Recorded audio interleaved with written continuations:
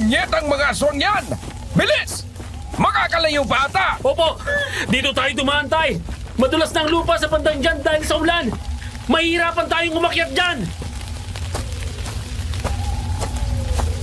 Lumayo ka sa akin! Wag po! Pakiusap, wag po! Nasasaktan po ako! Tatay! Kuya! Hayop kang aswang ka! Kung may galit ka sa akin, ako ang harapin mo! Huwag mong idamay dito ang anak ko! At paano nagawa mo sa amin ito? Paano? Matapos ang lahat ng ginawa ng... Ah! Ah! Doon, Tay! Sa banda doon! Tarantado ang aswang ka! Kapag nahuli ka namin, babanatan kita ng buhay! Doon, Tay! May nakita akong kumilos doon! Kuya! Tatay, tulong po! Lisa! Bunso! Nasaan ka? Lisa, anak!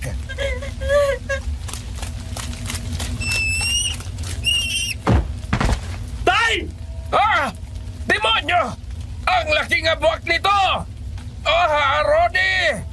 Kunin mo na si Lisa! At iwanan ninyo na ako, bilis! Pero, Tay! Huwag na matigas ang ulo! Sige na! Wala nang ibang pagkakataon! Ronnie, kilos na! Ah! Tay! Hayop ka na, buwak ka! Lumayo ka sa tatay ko! Punyeta! Puntot lang na tagpas ko! Hindi ko pa napuruhan! Ronnie, huwag mo lang habulin. Napakatigas talaga ng...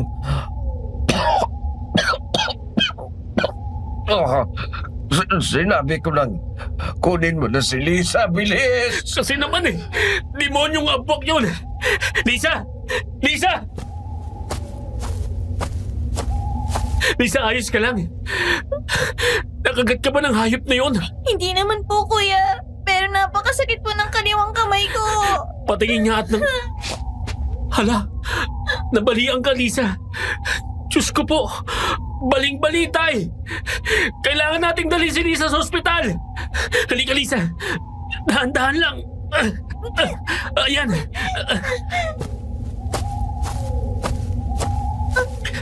Tay! Si Lisa! Kuya Ronnie, si tatay! Butas na yung... Tay! Tay, anong nangyari? Hindi naman yung kanina... Tay! Naririnig ba ninyo ako? Tatay!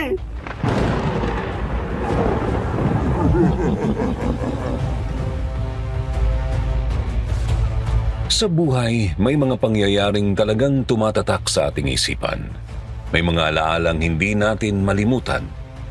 Kadalasan masasayang mga alaala, ngunit kung minsan ay mga malabangungot na pangyayari na kahit sa imahinasyon ay hindi natin pinangarap na danasin.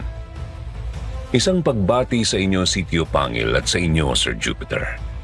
Tago niyo na lamang ako sa pangalang Ronnie, isang tubong Visayas. Galing ako sa pamilya ng mga albularyo at manunugis ng mga aswang. Ngunit ngayon ay payapa na akong namumuhay bilang isang magsasaka. Subalit mayroong pangyayari sa aking kabinataan noon na humubog sa kung ano ako ngayon, sa kung ano ang pinaniniwalaan ko. At yun ay ibabahagi ko sa inyo sa liham na ito.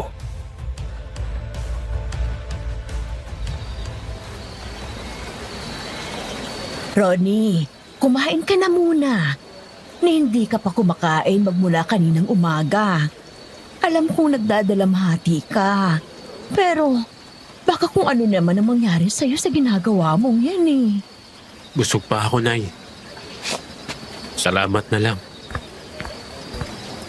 Anong busog? Tigilan mo nga ako, Ronnie. Eto, ipinagsandok mo kita ng pagkain. Kainin mo yan, ha? At wag mo akong matanggi-tanggihan dyan, ha? Malilintikan ka sa akin. Hindi nga ako gutom. Ronnie! Ano ba, Alina? Ano ba mahirap intindihin sa ayaw kong kumain? Ha? Kung ikaw ang dahilan ng pagkamatay ng tatay mo, magagawa mo bang makakain, ha?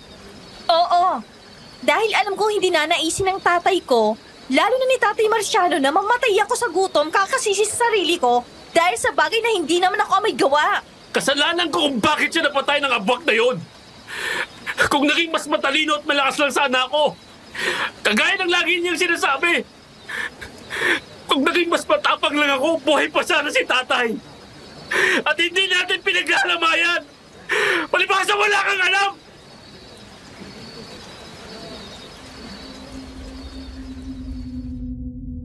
Grabe ang galit ko ng mga oras na yon at napatigil ang lahat ng naroon nang tumaas ang boses ko. Ang sabi ni Alena na lilisik raw ang mga mata ko noon, subalit nunang lungkot at bighati. Kababata ko si Alena.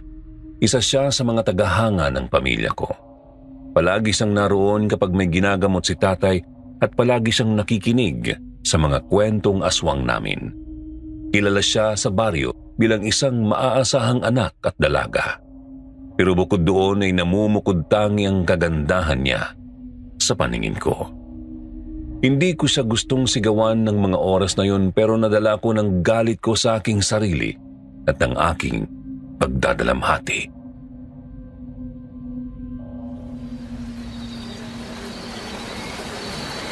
Nag-aalala lang naman kami sa'yo eh.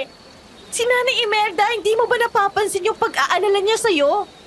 Si Lisa, naaapektuhan na rin sa mga ikinikilos mo. Hindi ikaw ang may kasalanan ng lahat ng to kung hindi ang halimaw na nakaharap ninyo. Tama na yung sigawan ninyo. Ronnie, Alena, pinagtitinginan at pinagbubulungan na tayo ng mga tao. Pasensya na po, Nanay Imelda. Ito kasing anak niyo eh. Nakakainis. Bahala ka na nga sa buhay mo, Ronnie. Ay, naku, Ronnie. Tingnan mo yung ginawa mo. Pati ba naman si Alena sinagawan mo ng ganon? Ay, kung ayaw mong kumain, bahala ka. Pakakainin ko muna si Lisa. Ikaw na munang bahala sa mga bisita at huwag na huwag kang magpapasugal. Malas yun.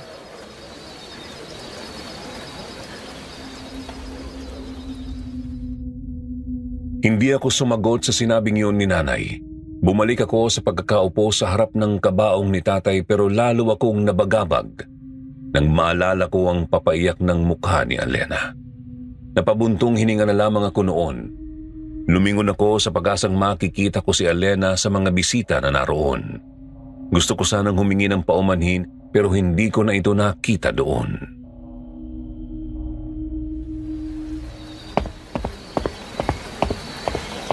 Ronnie! Ronnie, pre! Oh, Lando, anong nangyari sa'yo? Wala akong oras makipagbiruan sa'yo ngayon kung walang kwenta yung sasabihin mo. Umalis ka na. Hindi ako narito para mangulit.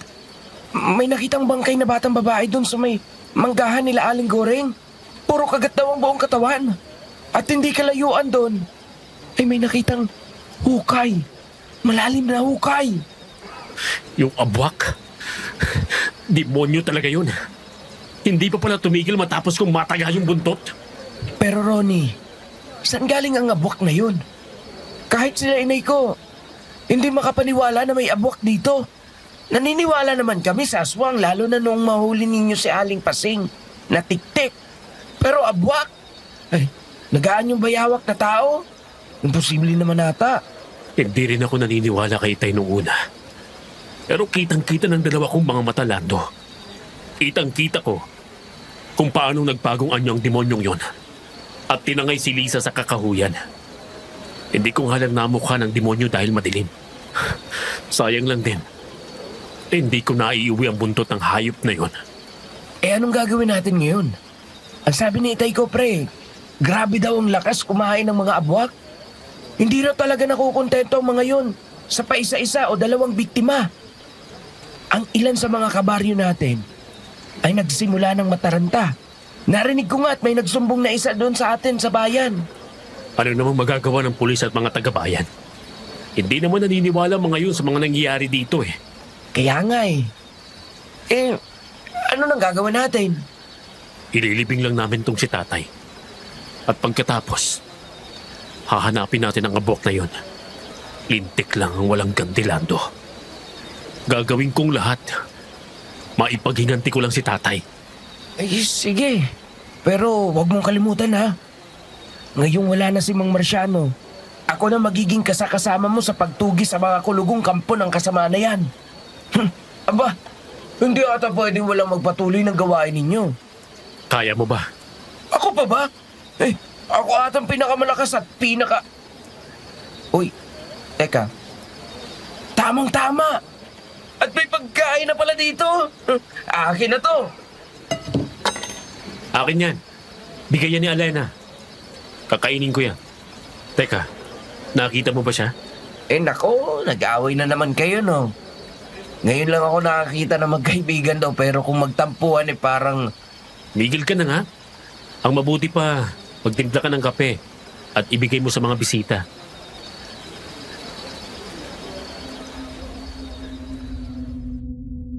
Gumaan ang pakiramdam ko noon. Hindi ko man sinasabi pero malaki talaga ang pasasalamat ko kay Lando. Siya ang tagabalanse ko mula pa noong mga bata kami. Kapag may problema ako, gaano kabigat. Kapatid ang turing ko sa kanya, anak naman kung ituring siya nila tatay at nanay. Kung may problema man sa kanya, yun ay ang pagiging mahina niya sa babae. Kinabukasan ng gabing yun ay inilibing din namin si tatay.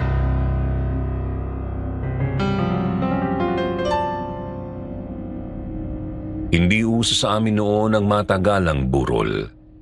Noong umagang yon ay parang sumabay sa pagdadalanhati namin ni Nanay at Lisa ang kalangitan. Bumuhos ang napakalakas na ulan noon na nagpabaha pa nga sa ilang daanan mula sa bayan.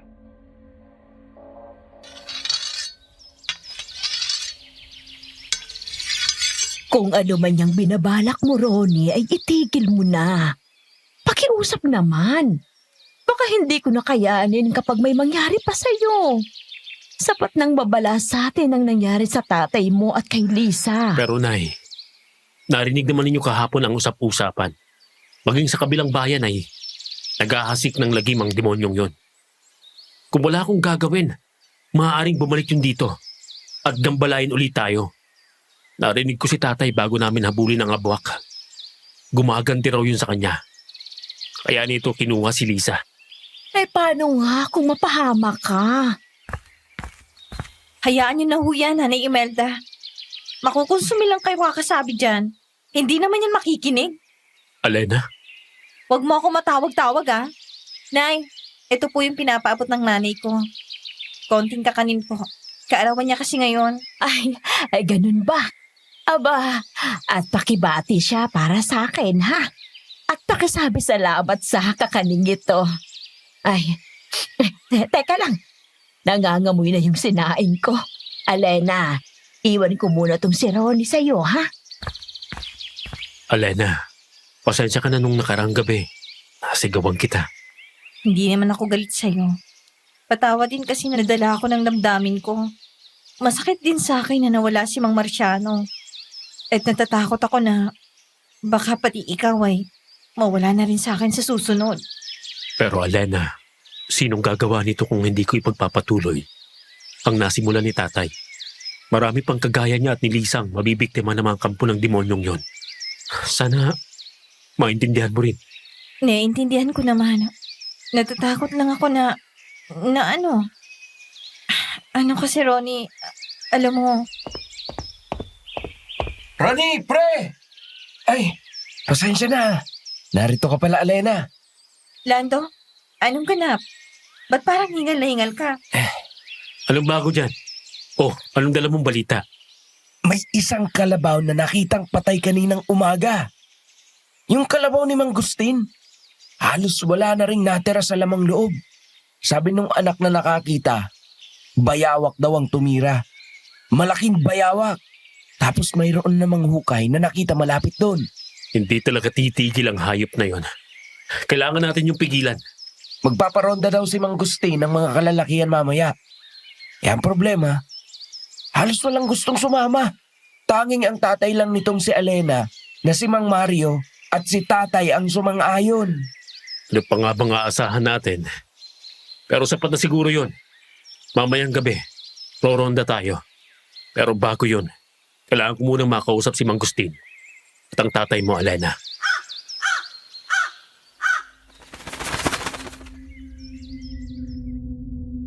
Hindi naman nakumontra pa noon si Alena. Nag-aalala man ay pinilit na lamang niyang intindihin na kailangang may gawin kami para matigil na ang karumaldumal na pangyayari sa aming lugar. Nagpaiwan siya noon sa aming bahay para kausapin si nanay. Kami naman ni Lando ay dumiretso sa baryo para kausapin ang pinuno ng bayan na si Mang Gustin.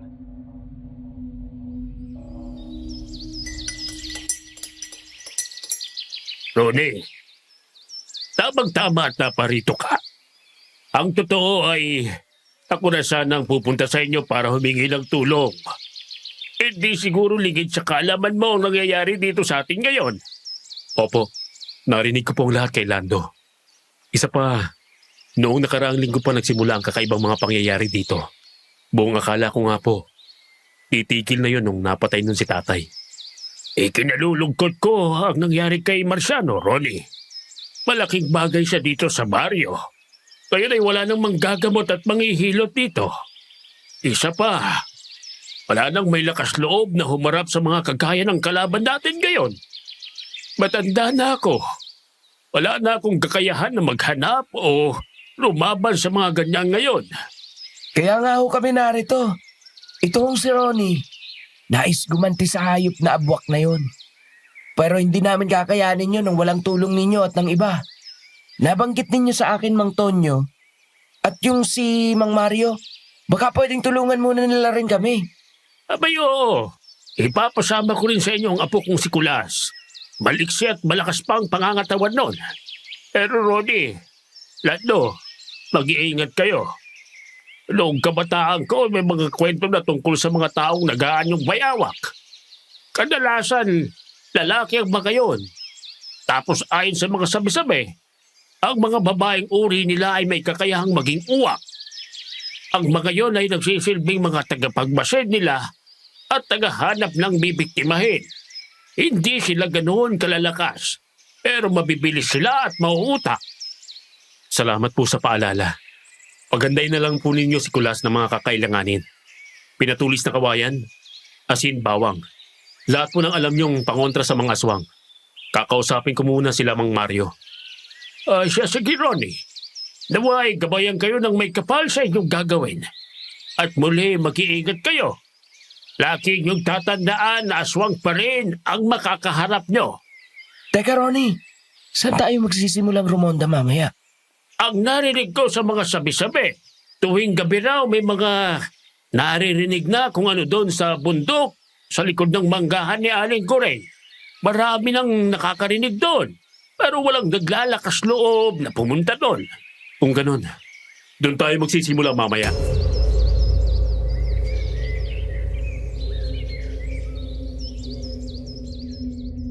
Matapos namin doon ay nagtungo na kami sa bahay nila Alena para kausapin ang ama nito na si Mang Mario.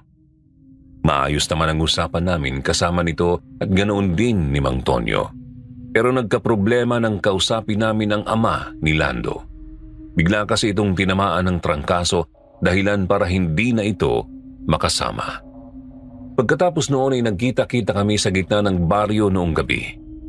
Pinaalalahanan namin ang mga taga roon tungkol sa gumagala na salot na siguraduhing sarado ang kanilang mga bahay at huwag nang lalabas ng 10 oras ng gabi.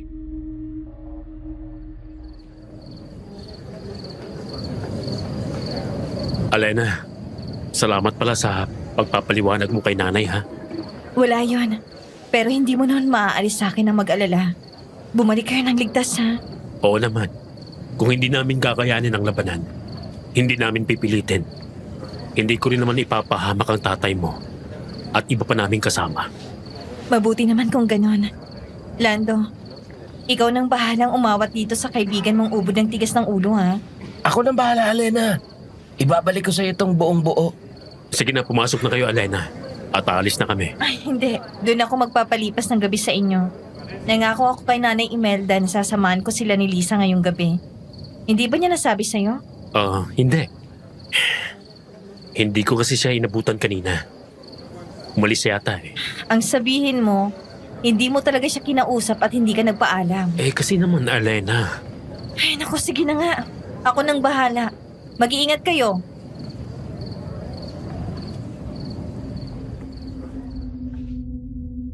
Nababagabag man dahil hindi ako nakapagpaalam ay tumuloy na kami ni Lando. Ayaw ko lang namang pag-alalahanin ng husto si nanay noon. Pero parang kabaligtaran pa ata ang naging resulta. Hindi ko pagpapaalam. Dumiretso kami sa sinasabing hukay sa may manggahan ni Aling Goreng. Halos natabunan na iyong muli dahil sa malakas na ulan noong nakaraan. Pero bakas pa rin kung gaano kalaki ang butas na yon. Kasya doon ng isang tao. Kaagad kong pinalibot ang mga kasama namin sa paligid at hindi nagtagal ay may nakita si Lando.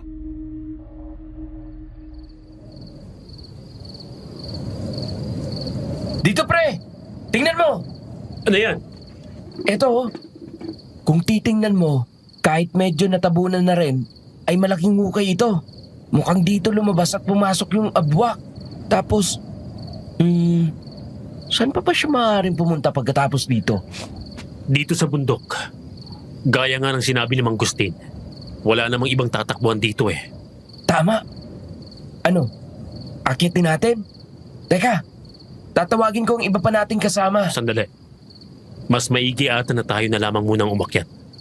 Malakas ang pakiramdam ng abwak. Kung marami tayong aakyat ay baka pagtaguan lang nila tayo. Kung tayong dalawa lang, maaaring isipin ng demonyong yon na kaya niya tayo at magpakita siya sa atin. Pero Ronnie, natatakot ako. Biro lang. Tara na, hayaan na lang muna natin sila Mang Mario na maggala rito. Baka may makita rin silang mga ebidensya pa. Sige, tara na. Yung mga gamit, kompleto ba yan? Oo naman. Ako pa ba?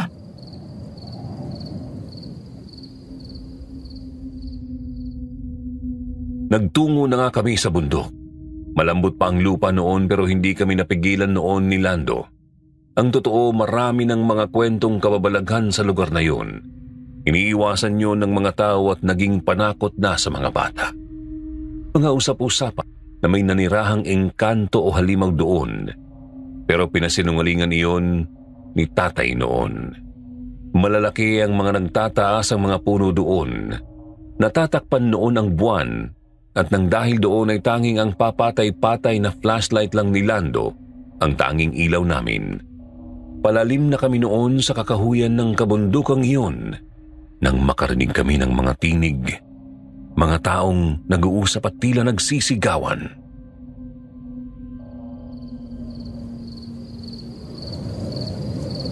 Narinig mo ba yun, pre? Oo, dun banda sa may mga puno ng santol. Pero ibang pakiramdam ko, pre. Parang kanina pa may nakamasid sa atin. Hala, ano yun? Uwak ba yun? Parang aso sa laki. Hindi yun uwak. Walang ganong kalaking uwak. Malamang, yung kasama ng abwak. Naalala mo yung sinabi ni Mang Gustin? Kung ganun. Oo, mag-iingat ka, pre. Alam na nila na narito tayo. Doon tayo magtago. Bilis, sa likod ng mahogany. Pero patayin mo muna yung flashlight.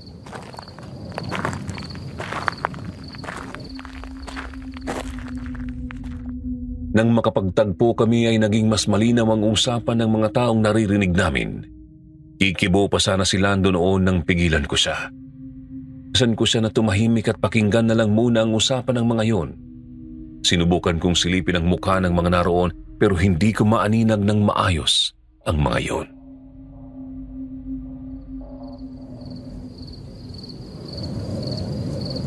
Hayop kayo! Nang dahil sa inyo, pinagkahanap na kami ng mga tao. Hindi ba talaga ninyo kami titigilan? Bakit pa kayo bumalik dito? Noli, Noli, Noli. Alam mo naman kung anong gusto namin, hindi ba? Kung yung pa rin ang idadahilan mo, ay hindi kami alis sa kabundukang ito.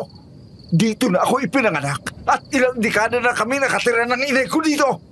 Hindi kami alis. Kung gayon, ay simple lang naman ang solusyon dyan. Habang kami napubusog, Kayo naman ang sasalo ng sisi sa aming mga gagawin. Pagkatapos, hahabulin kayo ng mga tao na parang mga totoong bayawak. Mga walang hiyang kabunan! Sabihin nyo na ang gusto nyong sabihin. At gawin nyo na ang lahat ng kaya nyong gawin. Pero alam ko na alam nyo ang magiging dulo nito. 3 araw. 3 araw lang siguro ay mawawala na kayo rito. Kung hindi kayo kusang aalis, siguradong mapapatay kayo ng mga tao sa baryo. Masahol pa kayo sa demonyo! Kasalanan ba namin na nakakadiri kayo? Hindi ko nga alam kung bakit may mga kagaya ninyo na uri ng aswang. Mga walang lakas, walang silbi, at walang kakwenta-kwenta. Alam ko na, gusto ninyong tigilan namin kayo? Pwes, labanan nyo kami. Ano? Kami lang ni Tia Matilde ay sapat na. Magtawag pa kayo ng mga 10 kapag nagawa ninyong masugatan man lang. Ay, pesting ibon. Noli! O huwag ka magpapadala! Sa sinasabi ng mga yan! Alam nilang wala tayong laban sa mga tulad nila. Isa pa, kailangan na nating umalis. Nasa paanan na ng bundok ang mga kalalakihan ng baryo. May 2 na nagtatago doon. Sa may mahogani. Bilis na! Kaya pala, may kung anong mabango akong naaamoy banda doon. Sandali nga at nang matingnan. Huwag mo silang pakialaman. Di pigilan mo kung kaya mo.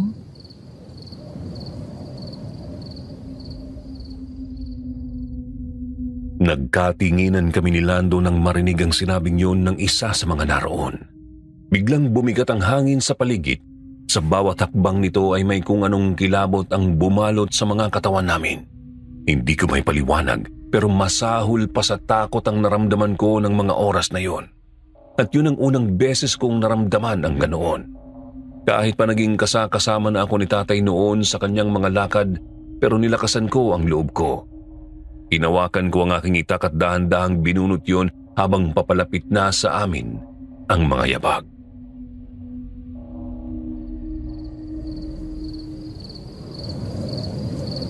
Aray! Kami ang nais ninyong itabo, hindi ba? Pwes, kami ang harapan mo! Talagang naghahanap kayo ng sakit ng katawan, ano? Tia Matilde, bilis! Bigyan natin ng leksyon ng mga yan!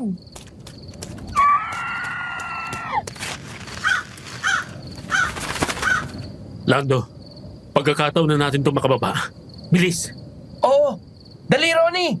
Baka bumalik pa sa atin yung babaeng isa. Diyos ko po, nakakatakot.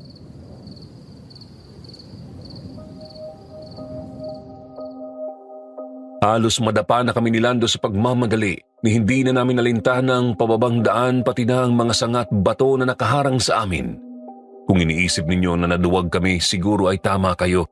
Pero kahit siguro kayo, kung naramdaman ninyo ang naramdaman namin ng mga oras na yon ay baka mapakaripas din kayo ng takbo. Hindi na kami lumingon at nang makababa ay kaagad naman kaming nakita nila Mang Mario, Kulas at Mang Tonyo. Tinanong nila kami kung ano ang nangyari at hindi naman kami nagdalawang isip na sabihin sa kanila ang lahat ng aming narinig, nakita at naramdaman. Pero kaagad din kaming umalis doon at dumiretso kay Mang Bustin. Pagdating doon ay sinabi rin namin sa kanya ang lahat, pero dahil gabi na at delikado ay pinauwi na muna niya kami.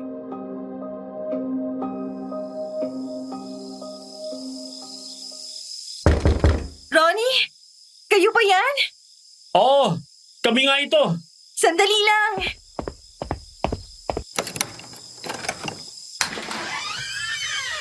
Halos ating gabi na. Ay naku, Alena. Huwag ka na munang mag-sermon. Magpasalamat ka na lang at buhay kaming nakabalik rito. Bakit? Anong nangyari? Nanay Imelda? Mahabang kwento, Nay, pero bago po ang lahat, humihingi po ako ng paumanhin sa inyo. Patawad po kung hindi ako nakapagpaalaman lang kanina. At kung nagiging makasarili ako, nitong mga nakaraang araw. Aba, himala ata ito Ilalagnat ka ba? Kayo ba naman habulin ng gabunan? At muntik nang maging hapunan eh. At talaga magbabagong buhay kayo. Gabunan ba ka mo? Gabunan? Yung aswang na kaya raw umatake kahit umaga? Teka, akala ko ba abukang... Yun din ang akala namin. Pero mukhang may mas malalim pang ugat at dahilan ng lahat ng ito.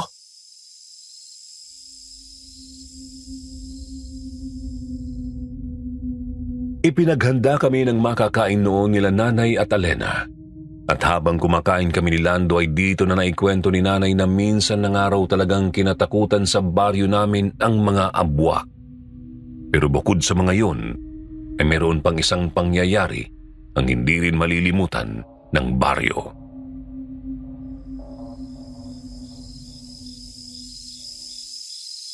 Kwento ito ng iyong lolo Simon, Ronnie. Nangyari ito nung kabinataan niya. Isang kwentong ibinaon na sa limot nang sa gayon ay hindi na mapag-usapan pang muli at bilang pagprotekta na rin sa lahing abwak na nakatira sa kabundukan natin. Protektahan ho? Oo, dahil minsan nang may lumusob ditong isang nilalang, hindi mawari kung ano yun. Ayon sa lolo ninyo, napakaraming tao ang pinatay ng nilalang na yun nung araw. Aswang ho ba? Yan din ang tanong ko nang marinig ko ang kwentong ito. Pero hindi raw sigurado ang ama ni Marciano. Maaaring gabunan daw yun. Pero sa pagkakatanda ko sa kwento, tao di umano yun na isinangla ang kaluluwa sa demonyo. At ang kabayaran ay pagkahasik nito ng lagim. Ano naman pong kinalaman niyan sa mga abwak? Ang mga abwak ang naging katuwang ng lolo mo para matalo ang nilalang na yun. Ayon sa kwento, ang hiningi nilang kapalit noon ay ang payapa silang makapanirahan sa bundok at nang mawala na sa isipan ng mga tao ang tungkol sa kanila. Kaya pala may alam si Mang Gustin tungkol sa kanila. At marahil yun ang dahilan kung bakit sa tuwing may nababanggit na kababalagan doon sa bundok, sa likod ng manggahan, ay laging pinasisinungalingan yun ni Itay. Tama ang hinala mo. Ano nang plano ninyo ngayon? Kailangan mapalaya sa mga hayop na yun dito. Iisip ako ng paraan. Walang puwang ang mga kagaya ng mga halimaw na yun dito sa baryo. Nay, nakita po ba ninyo ang libritong itim ni Tatay? Yung palagi niyang daladala? Ay, oo. Naroon sa may bayong nakasabit sa taguan niya ng mga gamit. Nakita ko yun sa bulsa ng pantalon niya nung gabing napatay siya. Huwag mong sabihin, mamanahin mo yun.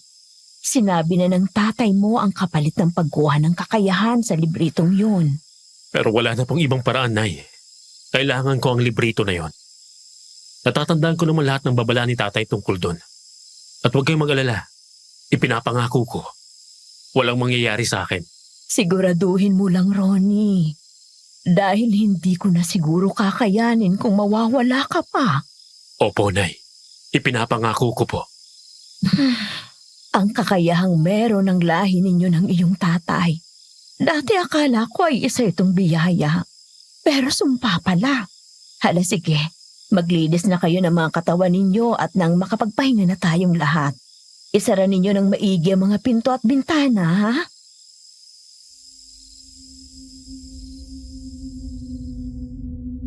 Mabilis naming isinara ni Lando ang mga pinto at bintana.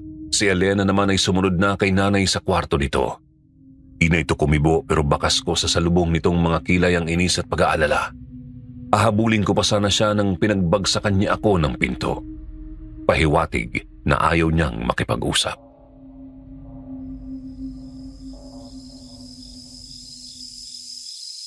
Parang mas galit pa si Elena kaysa kay Nanay Imelda. Magsabi ka nga, pre. Hindi pa ba kayo? Parang asawa na nga umasta eh. Uy, magtigil ka nga. Ang pa'y marinig ka nun. Ano ba yan? Hindi kayo. Pero bakit parang under ka na niya? Nako, paano pa kapag... Naririnig kita, Lando, ha? Sinasabi ko sa'yo kapag hindi ka tumigil. Ikaw naman, Elena. Nagbibiro lang ako. Ang lakas naman ng radar mo. Ano ka ngayon, ha? Oh, eto, asin. Ibudbud mo sa mga maaaring daanan ng aswang. asinan kita eh.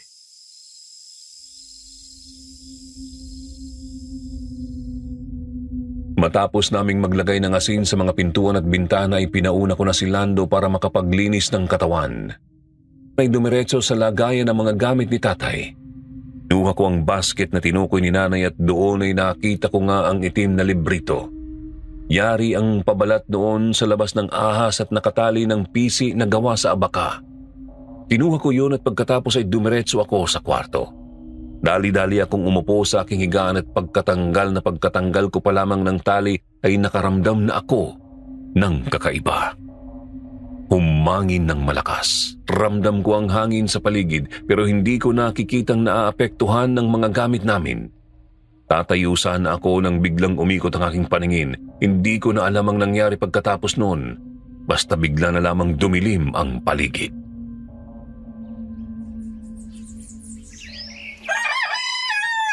Ronnie? Ronnie, gising na. Handa na nga punan. Uy! Mm.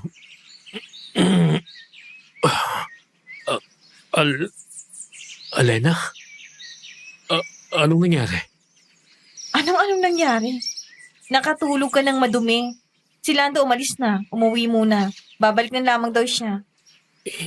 Hindi. Babasahin ko sana yung... Teka. Nasa na yung libritong itim? Ayun no. Nasa sahig daw yun sabi ni Lando nang pumasok siya kagabi. Ginising ka niya. Pero hindi ka na raw nagising. Ano bang espesyal sa libritong yan? Wala namang laman eh. Ha?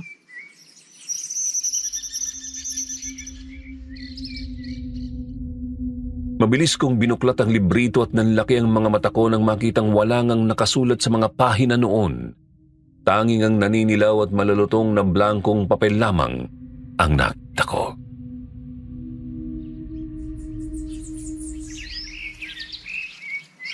Hala, bakit ganito? May ewan ko. Ang mabuti pa lumabas ka na. Nagugutom na rin ako at naghihintay na si Nanay Imelda at Lisa. Mabilis akong tumayo at patakbo akong dumiretso kay nanay. Nagulat pa ito nang makita akong humahangos. Tinanong ko siya kung ganoon ba talaga yun at maging siya ay nagulat na walang nakasulat sa libritong yun na kahit ano. Kinulit ko pa siya ng kinulit pero wala akong napala. Hindi raw niya talaga alam kung bakit blanko ang mga pahina noon. Ngayon ko lang nakitang nakabuklat ang libritong yan. Hindi naman kasi sa akin ipinapakita ng tatay mo ang laman niyan. Hindi po kaya... Baka naman pinalitan niyo to at itinago ang tunay. Tingnan mo ngang mabuti. Yan ang librito. Pinagbibintangan mo pa ako. Ay nako, kung ayaw mong kumain, bahala ka sa buhay mo. Lisa, kain na. Alena, Iha, kain na.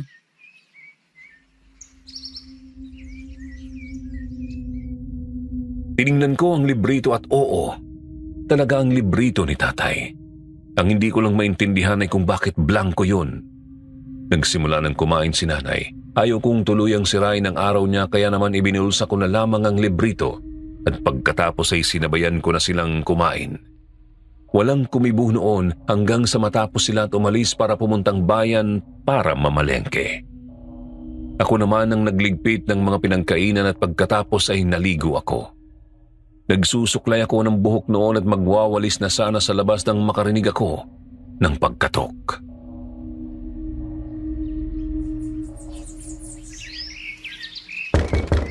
Sino yan? Sandali! Makikiba naman yung pinto namin!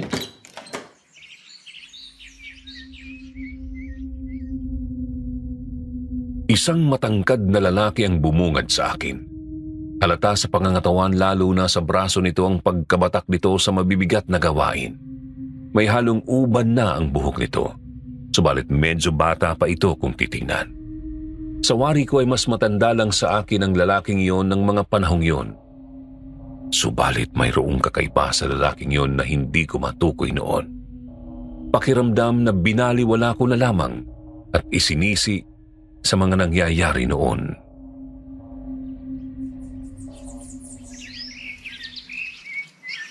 Ano pong may paglilingkod ko sa inyo, mister?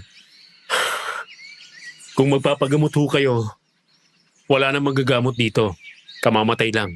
Dito ang bahay ng mga makalintay, di ba? Dito nga ho. Pero gaya ng sinabi ko, wala nang manggagamot dito. Hindi ako narito para magpagamot. Narito ako para humingi ng tulong. At hindi mo ako pwedeng tanggihan. Teka, ano pong ibig niyong sabihin? Makinig ka sa akin. Kung hindi mo ako tutulungan, malalagi sa panganib ang buong baryong ito. Teka, sino po ba kayo? Ano pong...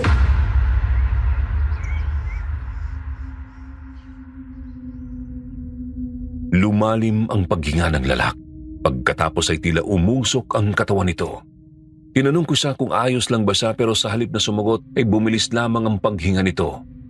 Titig na titig sa akin ang mga mata nito na bigla na lamang naging parang mata ng buhaya. Napaurong ako. Mabilis akong kumilos para isarang pinto ng pigilan niya yon gamit ang isang braso at nanlaki ang mga mata ko nang makitang parang balat na ng bayawak yon.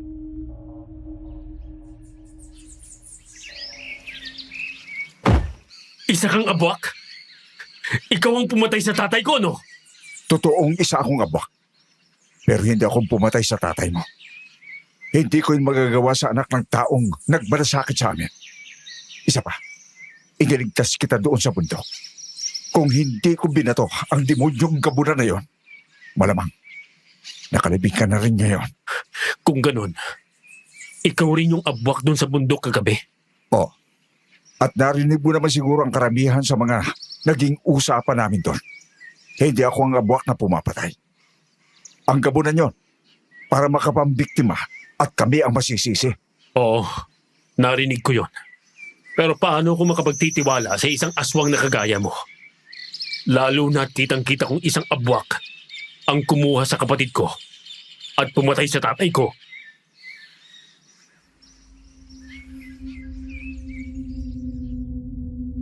Biglang nawala ang puwersang tumutulak sa pinto. Ang nakakatakot na presensya ng abwak ay tila dahan-dahan ding nawala. Isasara ko na sana ng tuluyan ang pinto at kukuha ng itak nang bigla na lang nasa loob na ang lalaki. Ni hindi ko napansin kung paano siya nakapasok.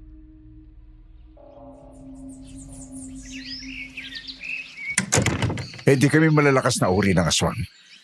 Hindi mo kailangan ng mga espesyal na gamit para mapatay kami. Tanging ang bilis, paghukay, at ang kakayanan naming magpalit anyo lamang bilang bayawak. Ang kakayahan ko. Bukod doon, wala na.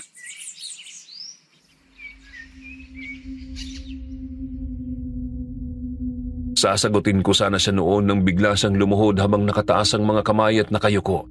Pagkatapos ay napansin kong lumalim ang paghinga niya. Buong akala ko ay nagbabagong anyo siya pero yun pala ay umiiyak na siya.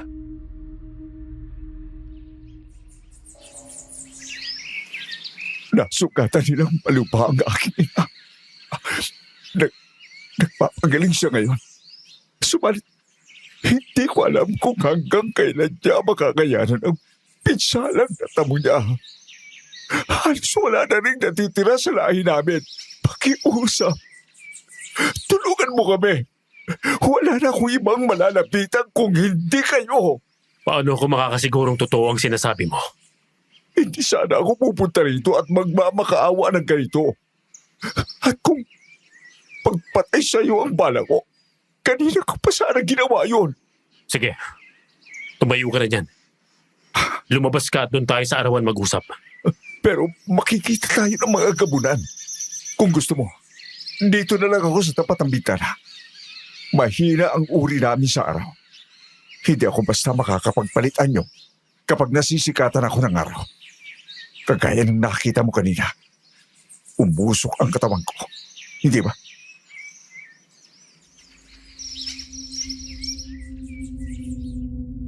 Dahan-dahang tumayo ang lalaki saka ito ng pakilalang si Noli.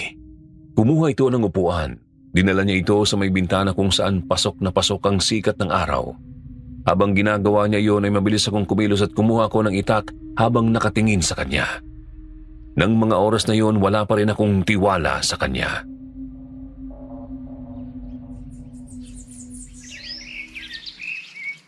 Ngayon, bebe, Mambibiktima muli ang mga gabunan. At muli nilang gagamitin ang anyo namin para sa amin mapunta ang sisi. Kung tutusin, wala akong pakialam sa alitan nyo. Ang inaalala ko rito ay ang mga inosenteng binibiktima nyo. Huwag mo kaming ihanay sa mga demonyong yon. Matagal na kaming tumigil sa pagkain ng tao. Dahilan na rin ang aming labis sa panghihina. Isa yon sa mga ipinangako ng lahi namin sa lolo Simon mo. At magpahanggang ngayon ay iginagaling namin ang kasunduang yon. Kilala nyo ang lolo ko. Hindi namin nalilimutan ang kauna-unahang taong nagtiwala sa amin.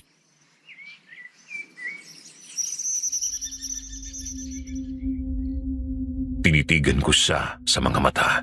Walang kakurap-kurap yun. Nakatitig lamang siya sa akin pabalik na parang sinasabing totoo lahat ng kanyang sinasabi. Saan ba kasi galing ang mga gabunan na yan? At kung gusto nilang maangkin ang bundok, bakit pa nila kayo kailangang pahirapan? Ibig kong sabihin, kayang-kaya naman nila kayong talunin eh. Likas ng malulupit ang mga gabunan iyo. Mas gugustuhin nilang makita ang kanilang biktima na naghihirap kaysa patayin nila ng mabilisan. Pinagkakatuwaan na nila kami. Kung saan sila galing, yun ang hindi ko rin alam. Ronnie! Pre! Nandyan ka ba? Nanay Imelda? Oh, pre! Bakit hawak mo yung itak? At sino lalaking yan? Siya yung abwak. Yung narinig natin sa bundok kagabi. Ano? Eh, anong ginagawa niya? Mahabang kwento. Mamaya ako na ipaliliwanag. Mang Dolly, sige na. Sabihin mo sa akin. Paano natin lalabanan ang malalakas na gabunang yun? Lalabanan? Yung mga gabunan? Nasisiraan na ba? Ang librito. Ang itim na librito ng lahi ninyo. Yun ang pinakamakapangyarihang kagamitan na meron ang iyong lolo.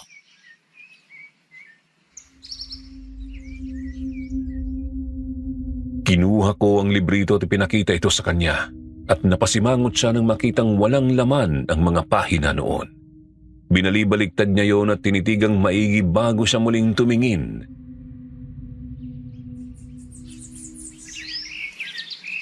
Hindi ito ang librito. Paano po hindi yan? Nahilo nga po ako nang buksan ko yun eh. Minsan ko na yung nakita sa iyong lolo, Simon. Sigurado akong hindi yan. Iyo, malakas ang kutob ko na kinuha yun ng gabunan nung mapatay nila ang tatay mo. Maaring naisip nilang malalagay sila sa pangalit ng dahil doon. At yun ang nararamdaman mo. Maaring sumpa lamang nila yon. Kung ganun, anong gagawin natin? Hindi ba mahina ang mga gabunan sa umaga? Kung malalaman natin kung saan sila nagkukuta, tapos malulusog natin. Hindi. Malakas sila kahit umaga. Mas mabilis at mas malakas sila kung ikukumpara sa aming mga abwak. At sa lahat na aswang na alam ninyo. Pero kagaya namin, meron din sila mga kahinaan. Mga kagamitang may orasyon. Malakas na orasyon. At kung mapipinsala sila ng gusto, mamamatay rin sila. Yun naman pala eh. Magtigil ka, Lando. Madali lamang yun sa pandinig. Pero hindi sa totoong labanan. At paano tayo kukuha ng kagamitang may orasyon? Ngayong wala na ang librito. Hindi na kita pipiliting lumapang kasama namin. Wala ka na rin namang magagawa. Pero lumaban man kayo o hindi, ay isa lamang ang nakikita kong mangyayari. Dadanak ang dugo sa baliw nito.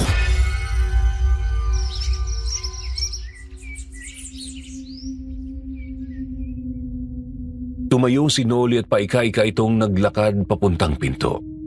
Paluhod pa ito, subalit tumayo rin ito ulit kaagad. Kapansin-pansin rin na tila nanuyo ang kanyang balat sa braso at mukha.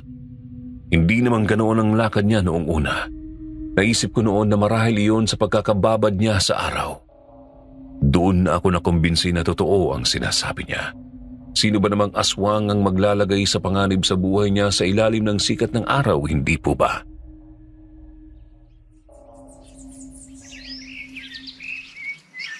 Lalaban ako. Sasamahan namin kayo sa laban nyo. Kontra sa mga yon. At kung totoong sila ang pumatay sa tatay ko, pagbabayarin ko sila. Pero sa oras na malaman kong nagsisinungaling ka, ako mismo ang papatay sa'yo. Ikaw ang bahala. Pero kung ano mang mangyari, huwag sana tayong magkasisihan. Sigurado ka ba? Ikaw nang nagsabi. Mahirap talunin ng mga gabunan. Mapanganib sila. At kung wala ang librito, paano na? Hindi ko alam. Pero hindi pwedeng wala tayong gawin, Lando. Mapapahamak ang maraming tao dito kapag hindi tayo kumilos. Hindi kita pipiliting sumama sa akin. Pero ipagbigay alam mo na lamang kina Mang Agustin ang mga narinig mo rito. Para bigyang babala nila ang mga tao. Hindi pwede. Sasama ako sa labanan. Sira ka ba? Paano kung... Kagaya mo, hindi ako basta tatayo na lang at manginginig sa takot dito. Sige na, maggaya ka na at pupuntahan natin si Mang Agustin. Marami pa tayong kailangang ihanda.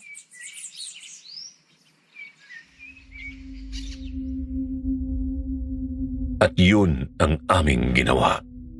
Kaagad akong nagbihis at nagtungo kay Mang Agustin para ipagbigay alam sa kanila ang nangyari at mga nalaman namin.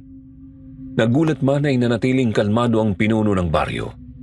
Ipinatawag niya si Kulas at inutusan niya ito na ibalita sa baryo ang tungkol sa mga aswang. Ibinilin niya rito na sabihin sa mga tao na panatilihing nakasara ang mga pinto pagkagat ng dilim at huwag nang magpapasok ng kahit na sinong kakatok lalo na sa gabi. Tinanong niya ako kung kailangan ko pa sila Mang Mario at Mang Tonyo, pero tumanggi na ako. Ayoko kasing mapahamak sila ng dahil sa akin. Kung makita si Elena na umiiyak ng dahil sa pagkawala ng kanyang ama.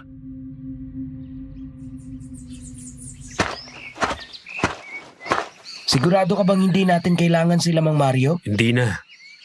Ayos na yun. Kahit ikaw, Lando, huwag ka na sumama. Bantayan mo na lang sila nanay at tatay mo. Sus! Nagpapakabayani ka na naman. Tapos ano? Kapag natalo mo lahat ng kalaban, ikaw lang ang kikilalanin ng baryo. Hindi na, hoy. Sasama ako sa'yo. At huwag ka na mapilit. Bahala ka. Kapag... Tulong! Teka, si nanay yun ah. Bilis, Lando! Nay! Kumusta? Mabuti naman at dumating ka. Sino kayo? At anong ginawa niyo sa nanay ko?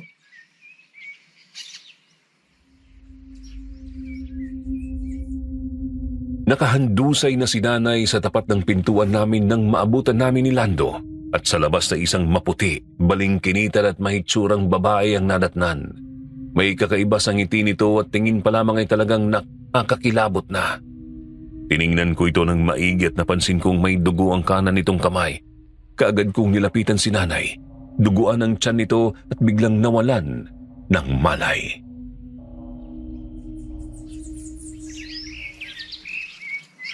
Sumagot ka! Anong ginawa niyo sa nanay ko? Ha? Hindi ko alam. Natusok ata ng mga kuko ko. Ang likot kasi.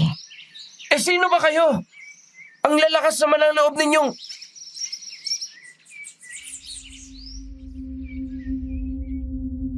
Bubunot sana si Lando ng itak noon nang bigla na lamang itong bumagsak sa lupa at biglang nawalan ng malay.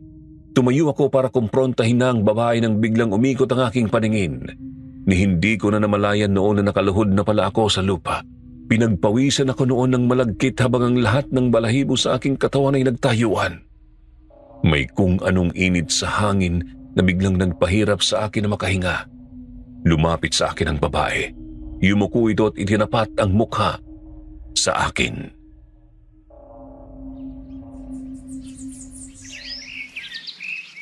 Nanggaling na rito ang abwak, hindi ba? Ang kaso, wala nang silbi ang pamilyang ito. Ni hindi nagawang isali ng tatay mo ang kakayahan niya sa iyo. Alam mo bang ang pakala ng lamang loob ng tatay mo? Nakakasuka. Hayop ka! Kung gayon, ikaw ang pumatay sa tatay ko! Oo, ako nga. Alam ko kasing magiging sagabal siya sa mga plano namin. Ano ba talagang gusto nyo? Simple lang. Ang makuha ang lugar na ito. Dito kami magpaparami. Tapos, gagamitin namin ang bundok para hindi kami magutom. Doon namin bibihagin ng mga taong mabibiktima namin.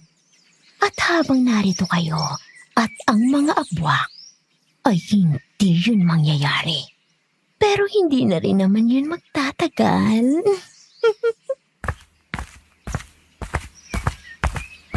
Serena! Umalis na tayo bago pa may ibang dumating dito. Nakuha na natin ang kailangan natin sa lugar na ito.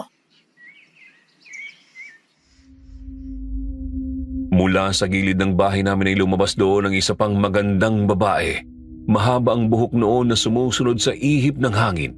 At sa kanyang balikat ay nakapasan ng isang katawan. Pinilit kong alisin ang pagkahilo ko at parang may pumigil sa puso ko nang makitang si Alena ang pasan-pasan ng babaeng yun.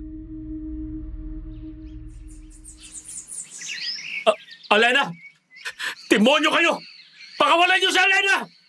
Wala siyang kinalaman dito! Huwag kang mag-alala. Hindi naman siya mag-iisa. Isasama kong kapatid mo.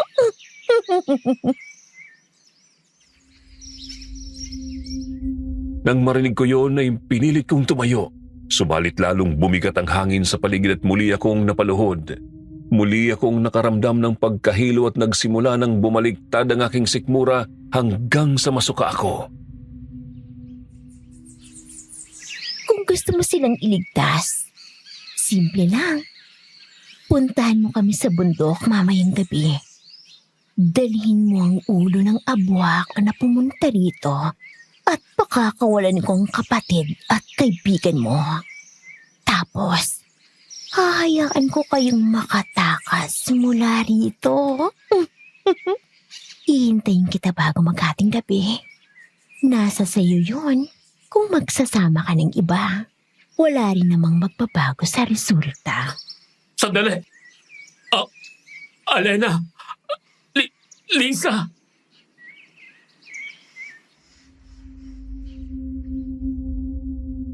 Unti-unting nagdilim ang aking paningin at noon ay namanhid na ang aking buong katawan.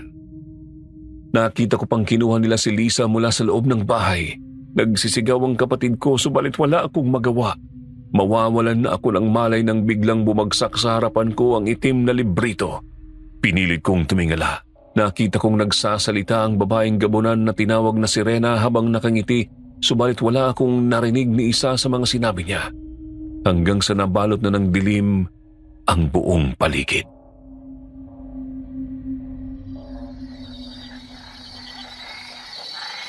Ronnie! Pre! Pre! Gising! Pre!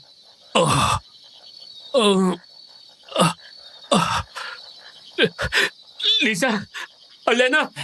Pre, huminahon ka. Kailangan muna nating asikasuhin si Nanay Imelda. Ano ba kasi nangyari? Bigla na lang ako nawalan ng malay eh. Ang mga gabunan. Yung babaeng naabutan natin. Isa yung gabunan at kinuha nila si Lisa at Alena. Diyos ko naman. Pero teka, unahin muna natin si Nanay Imelda. Ipasok na muna natin siya sa loob ng matingnan.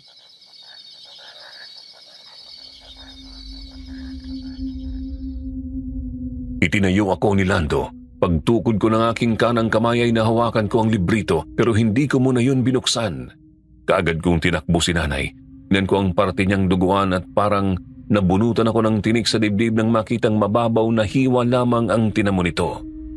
Kaagad kong ginamot ang sugat niya. Tukan ko siyang gisingin pero hindi ko yun nagawa.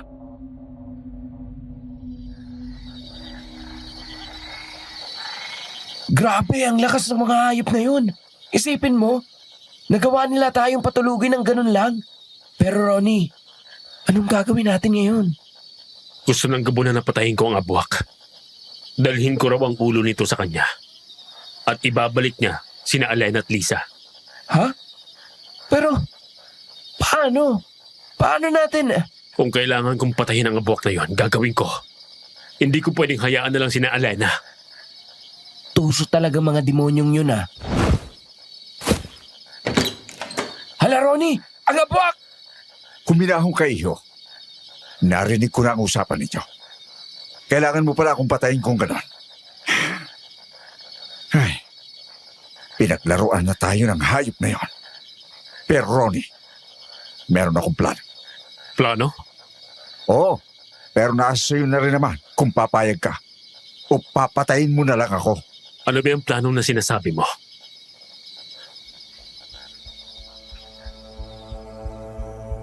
Nagulat kami ni Lando nang maglabas ng patalim si Noli.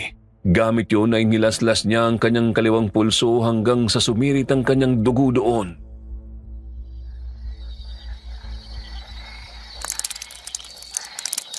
Ano? Yan ang plano mo? Magpakamatay? Siyempre, hindi. Ngayon, makinig kang maigi.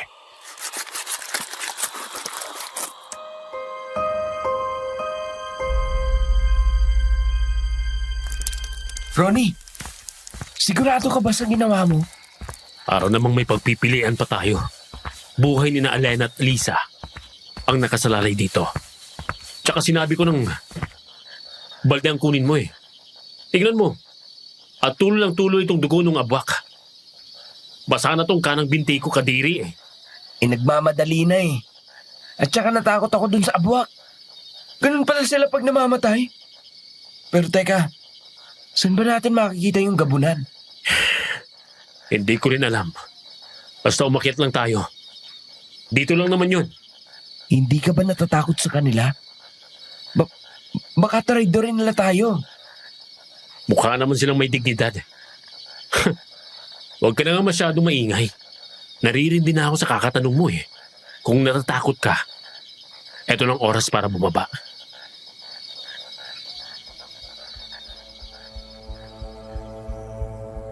Hindi na sumagot pa si Lando. Nagpatuloy kami sa pag-akyat ng bundok. Maliwanag ang buwan noon kaya naman may katulong ang luma naming flashlight sa pagbibigay liwanag sa lugar. Mga kalahating oras na kaming naglalakad nang makarinig kami ng mga kaluskos na sinundan ng malakas na sigaw.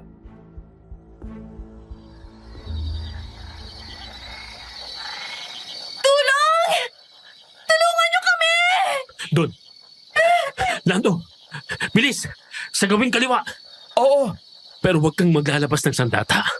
Narito tayo para ibigay ang hiling nila. Magandang gabi, Ronnie. Nagawa mo na ba ang pinapagawa ko sa'yo? hala. Napakaganda pala talaga ng gabunan na yan, ano? Lando, Pasensya na. eto na ang ulo ng abwak. Gaya ng hiniling mo sa akin. Ngayon, pakawalan mo ng kapatid ko at kaibigan.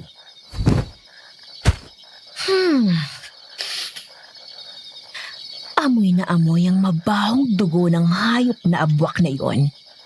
Sinasabi ko na nga ba at talagang napakahina nila? Akalain mong napatay siya ng isang uhuging binata. Pero tingnan muna natin ang laman nito. Tingnan natin ang tabas mo.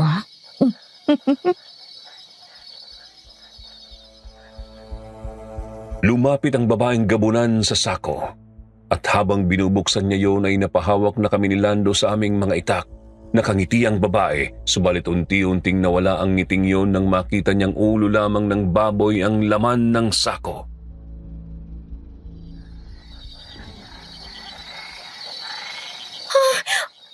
Anong ibig sabihin nito? Niloloko ba ninyo ako? Nagulat ka ba? Pinatay ko pa ang baboy ng kabaryo para dyan.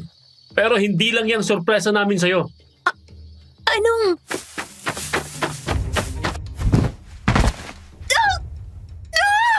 Umalis ka sa ibabo kong abok ka! Mula sa kadiliman ay lumabas noon si Noli at dinamba ang gabunan. Walang nagawang halimaw na yun at tuluyang napailaliman. Kakaiba rin ang hitsura noon ni Noli. Hindi lang siya basta anyong bayawak. Ganap na siyang taong bayawak. Nakatayo siya sa dalawang paa at puno ng tila matitigas na kaliskis ang kanyang buong katawan. Ronnie! Lando! Kunin na ninyo ang mga bihag! Bilis!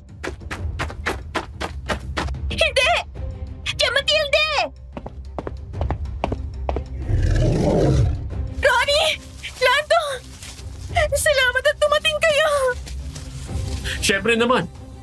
Pababayaan ba namin kayo? Siyempre hindi. Kaso si Lisa hindi pa nagigising. Ronnie! Nariyan ang isa pang halimaw! Kaagad na humarang sa amin si Lando pagkabunot niya ng itak. Alam kong takot siya pero iwinasiwas niya ang itak sa harapan ng halimaw na kahit sa panaginip ay hindi ko ninais na makit. Itim na itim ang balat ng nilalang na yon na parang nagbibitak-bitak. Puting-puti naman ang buhok noon na tila may sariling buhay. Nagawang tamaan ni Lando ang kamay ng halimaw at napasigaw yun sa sakit. Ang daliri ko! Pero paanong tinablan ako ng pagkaraniwang itak na yan? Inorasyon na nata ng kaibigan ko. Sa sobrang kumpiyansa kasi ninyo, ibinalik ninyo pang librito. Ngayon, magdusa kayo! Ronnie! Ilayo mo na sila rito! Kaagad kong binuhat si Lisa at si Elena naman ay tinulungan kong makatayo. Yumakap sa akin si Elena. Kung dala yun ng takot pero mabilis ko rin naman siyang itinulak. Hindi yun ang oras para doon. Naglakad kami papunta sa isang malaking puno. Pagkatapos ay nagtago kami sa likuran noon. Ronnie, natatakot ako. Paano na tayo makakatakas dito? Alam mo bang daan pababa? Hindi. Kung gayon, magtago lang kayo rito. Ito ang isang supot ng asin. May halong sili at tinadtad na bawang yan. Sa inyo na rin tong flashlight. Pero gamitin lang ninyo ito sa tamang pagkakataon. Sa oras na may lumapit sa inyo na kahit sino, sabuyan nyo ng asin. Pero Ronnie, Naiintindihan kong natatakot ka. Pero ang takot na yan ang papatay sa'yo kapag nagkataon. Natatakot din ako. Pero hindi ko pwedeng iwanan si Lando. Makinig ka. Sa oras na marinig mo akong sumigaw, simulan na ninyong tumakbo pababa. Kahit anong mangyari. mag-iingat ka. Oo, babalikan ko kayo. Tumakbo ako pabalik kay Lando at nang makita ko siya ay nasa ilalim na siya ng tiyahing gabunan. Dali-dali akong tumakbo. Sa unahan nila nakita kong naglalaban pa rin si Noli at ang babaeng gabunan na ng mga oras na yon ay iba na rin ng anyo. Pinunot ko ang aking itak at buong lakas kong inundayan ng tagang gabunan sa ibabaw ni Lando. Kaagad naman akong naramdaman noon. Mabilis yung tumalon papalayo pero paglapag pa lang noon sa lupa ay kaagad yung tumalon palusob sa akin. Napakabilis doon. Sinubukan kong salagin ang atake nito pero napakalakas noon na nagawa pa rin akong patalsikin. Aatake na sana ito para tuluyan na ako ng buong lakas itong tinulak ni Lando, dahilan para mabuwal ito. Ronnie! Ayos ka lang, pre! Oo, pero napuruhan ata ako sa dibdib. Ikaw ba, ayos ka lang? Napaibabawang ka ng halimaw ah. Ayos lang ako. Tuwang-tuwa pa nga ako eh. Minsan lang mapaibabawa ng babae. Sira ulo. Humanda ka na. Ayan na siya. Tingnan nga natin kung totoo yung sinasabi ni Mang Noli sa'yo. Ano? Handa ka na? Ako pa ba? Umatungal ng pagkalakas-lakas ang mas matandang gabunan. Pagkatapos ay galit na galit itong tumakbo papalapit sa amin. Pero sa halip na tumakbo ay sinalubong namin yun ni Lando. Kinuha ko ang isang botelya ng langis na binabara ng luya at inorasyonan gamit ang libritong itim. Hindi ko alam kung gagana yun pero hindi na ako nagdalawang isip. Nang malapit na ang gabunan ay sabay kaming yumuko ni Lando. Tinaga niya sa binti ang halimaw dahilan para mapatigil yun. Yun naman na ang ginamit kong pagkakataon.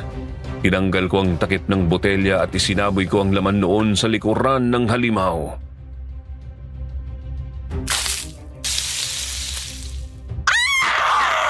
Tampalasan! Mamatay kayo! Hindi! Kung may mamamatay man dito, ay kayo yun! Tatagain ko na sana sa likuran ng gabunan ng isang malakas na puwersa mula sa likuran ng tumulak sa akin dahilan para masubsob ako sa lupa.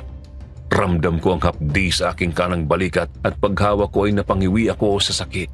May sugat na pala ako doon at hindi ko alam kung ano ang tumama sa akin. Pagbangon ko ay nakita ko si Serena na nililisik ang mga mata. Napakatapang ninyo para kalabanin ng mga kagaya namin. Wala na akong masabi. Pero sige, kinokomendahan ko kayo sa tapang at lakas ng loob ninyo. At dahil dyan, bibigyan ko kayo ng magandang kamatayan at uunahin kitang garapata ka! Lando! Ilang! Pero masyadong mabilis ang babaeng gabunan. Hindi makakaiwas si Lando sa oras, subalit bago pa makalapit ang gabunan na isang malaking uwakang dumating. Lumusob yon at pinuntirya ang mga mata ng halimaw. Maya-maya pa ay tumatakbong dumating si Noli. Dinamba niya si Sirena. Mabilis siyang umikot sa gilid nito at kinagat ito sa lieg. Nakita ko namang ipinulupot niya ang kanyang buntot sa mga binti ng gabunan. Mabilis na kumilos ang isa pang halimaw. Umuusok pa ang parting natamaan ko ng langis noon nang bigla itong lumusob kina Noli. Marang si Lando pero isang hawi lang ng aswang tumalsik ang kaibigan ko at nagpagulong-gulong. Uli namang lumusob ang uwak at pinuntirya ang mga mata ng aswang na yun at yun na ang aking sinabayan. Mabilis akong tumayo. Tumakbo ako, eksaktong nagwawala ang malaking gabunan ng tagain ko ito sa likod. Isang malalim at mahabang sugat ang naiwan doon na nagsimulang umusok.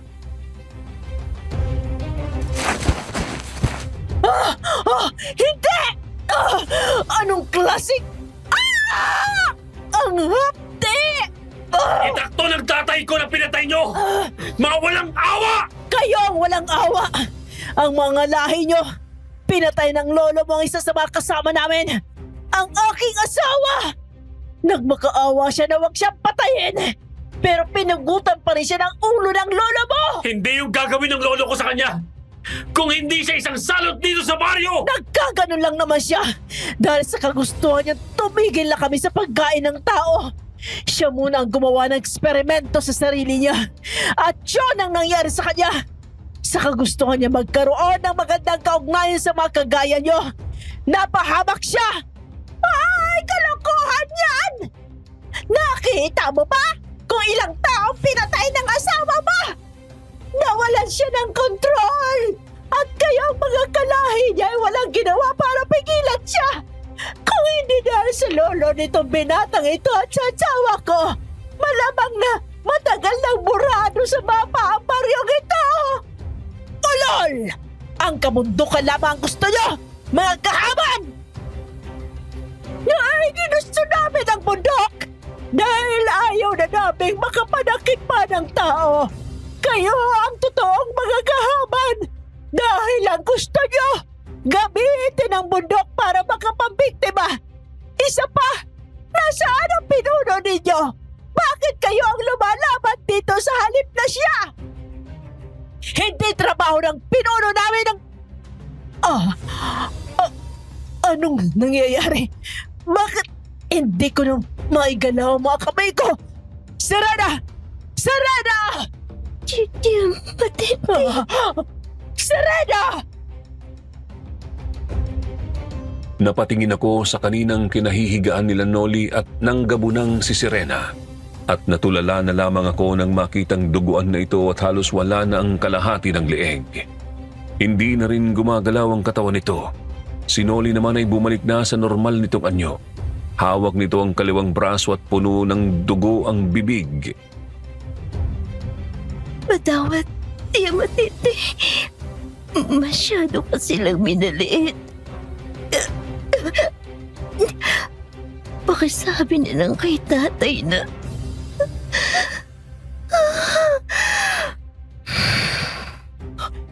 Serena! Paanong nagawa ng mga hamak na abwak at tawang ganito sa aming mga gabunan? Sinabi na ni Sirena ang sagot. Dahil minaliit ninyo kami. Kung hindi niya iniwan ang itim na librito, hindi sana ganito ang nangyari. Ronnie, anong gagawin natin sa isang ito? Papatayin ko na ba? Hindi na siguro kailangan. Hindi na rin magtatagal ang isang yan. Totoo yan. Pero hindi ibig sabihin ito na natalo na kami. Babalik ang mga kalahi namin para tapusin ang nasimulan namin dito at ipagiganti ang asawa ko. Sige lang. Narito lang naman ako. Handang harapin ang mga kagaya niyo mga kampo ng demonyo. Tama yan. At tutulong ang mga abwak sa kanila.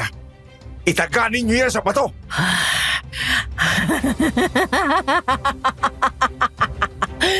Tingnan natin. Tingnan natin.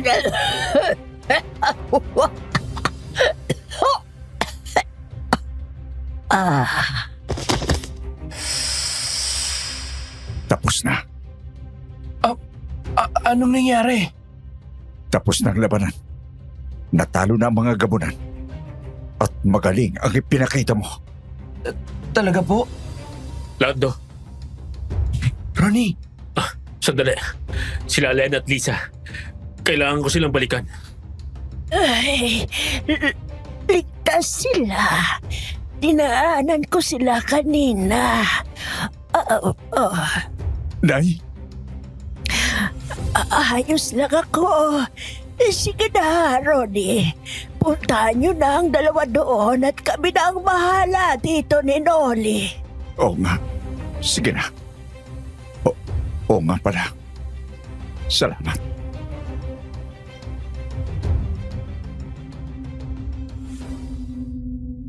Sa pagkakatanda ko ay hindi ko sinagot ang pasasalamat na yon.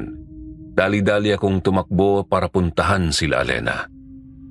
Sumunod naman sa akin si Lando noon at nakita nga namin sila kung saan ko sila iniwan. Tulog na tulog pa rin si Lisa noon.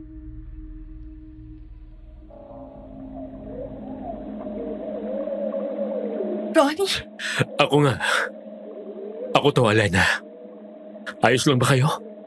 oo, kanina parang may papalapit dito na kung ano. Pero itinaboy yun ng malaking uwak. Oo. Kakampi natin ang uwak na yon. Tara na. Bumaba na tayo. Lando, kaya mo pa bang buhatin tong si Lisa? Oo naman. Kung hindi lang ako napuruhan sa dibdib. Salamat, pre. Kung wala ka, siguro ilang beses na akong napatay sa labanang yon. Nako, wala yun. Amin na nga yung si Lisa at bumaba na tayo. Baka hinahanap na rin tayo ng nanay mo. Binalikan namin sila Noli at naabutan namin silang naghuhukay doon. Wala na ang katawan ni Serena at nang tinanong ko sila ay nailibing na di umano nila ito. Bababa na kami. Salamat sa inyo. At patawad kung pinagbintangan ko kayo sa pagkamatay ng tatay ko. Wala kang kasalanan. Pero sana, nang dahil sa nangyaring ito ay mapalagay na rin ang inyong mga loob. Pero huwag kang pakakampante. Narinig mo ang babala nila. Meron pa silang pinuno. Kaya naman, siguraduhin mong pag-aralan mo ang librito. Magpalakas ka ng katawan at sanayin ang iyong katawan sa pakikipaglaban. Gagawin ko yan. Salamat sa paalala. Salamat rin sa pagtitiwala. Sige na. Ihatid kayo ni nanay pababa ng bundok. Nasaan siya? Siya yung uwak, Lando. Hindi ba? Ang mga babaeng uwak, sa halip na magkatamang bayawak, ay nagiging mga uwak. Pero, mahina pa ang nanay mo, hindi ba? Oo. Pero huwag kayong mag-alala. Kaya naman niya. Sige na. Mag-ingat kayo. Sige. Pero, Noli, bukas ang bahay namin para sa inyo. Pumunta lang kayo kahit anong oras.